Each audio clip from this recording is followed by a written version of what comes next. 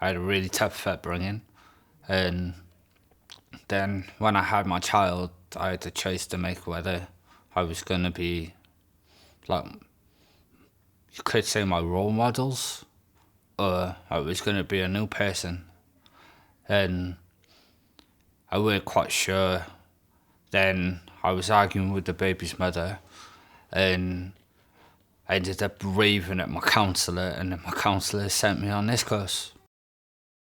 The first time I did the course, I kept questioning myself, was this really any point? Because I just thought it was pointless. And then by the time, I think it was the fourth week, I started taking note of certain things that were being said during the actual group sessions, and certain things started making sense. Then I came back for a second time to refresh and catch up on the things I didn't really pay that much attention to the first time round. I told the baby's mother I was going to do it, and then she didn't think I was going to last 2 weeks. To be honest, I wasn't planning on staying that long. It was more of a, yeah, I'm going to do this, shut you up, have my child sort of thing. But in the end, after a few kind words with Kathy and her talking to my mother, I started seeing things from a different point of view, you could say. And then it stopped being so much about proving people wrong and actually trying to make things better for my child instead of being my typical, usual, who cares self. I grew up in and out of the system, well, social services, and going back and forth between my real mother and stepfather, and then my whole family dynamic through bits and bobs was just everywhere.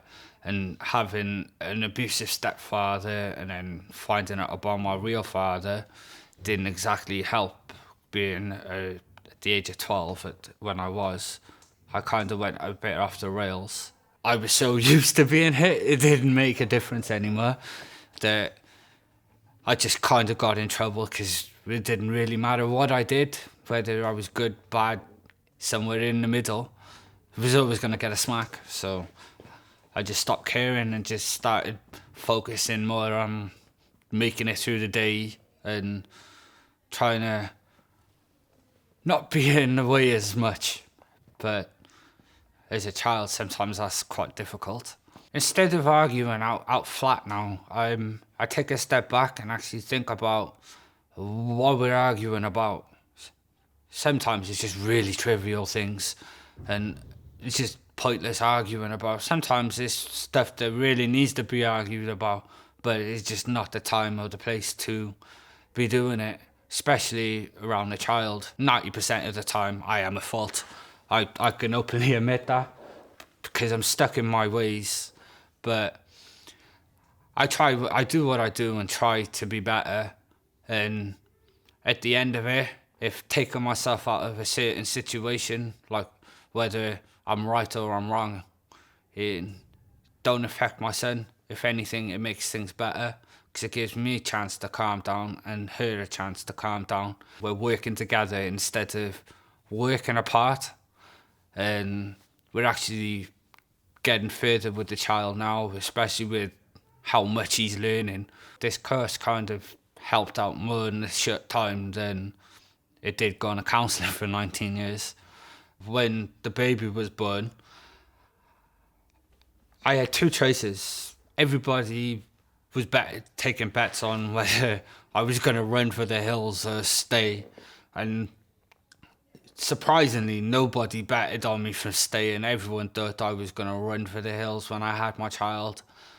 But I proved everyone wrong. And then I just keep stepping up and stepping up and stepping up ever since. I've done, twice I've been on the parent and nurturing course. I've done the psychology course. Food nutrition I did as well for children.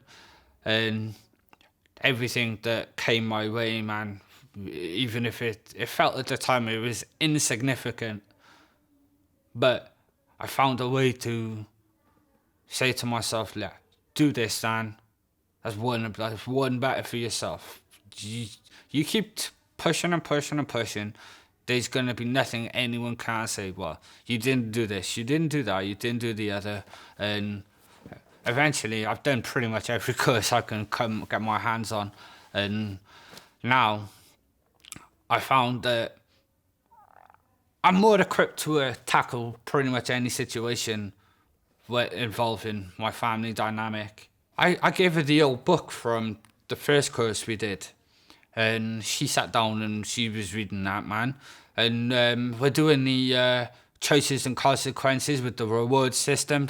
We have found that doing it, man, do it because we're both doing the same thing, even though we do it slightly different. The attitude and how he perceives and how he approaches something with us now, he's more confident when he's got an issue and he'll come to tell us instead of acting out, you could say. We're all learning together, and I think at the end of the day, that's kind of the main thing.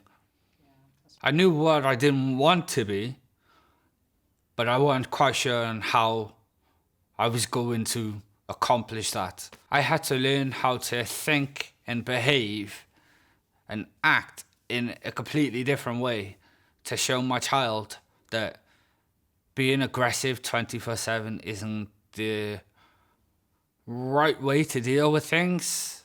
So I found ways like Mother's Day, birthdays, or even Valentine's Day. I always get his mother something from him for whatever. Even Valentine's Day, she got bubbles. Only little bubbles. But he gave it to her and with her Valentine's card and everything else. It's quite cute if you ask me. That's my way of teaching him to respect his mother. He only has one. He has to learn now that he's got to look after his mummy. I still got a long way to go, to be honest, before I can say I'm truly proud of myself. There's still a few things that I need to sort. I will get there eventually, but for the time being, I just do what I do and concentrate on my child. And I went the whole time without swearing.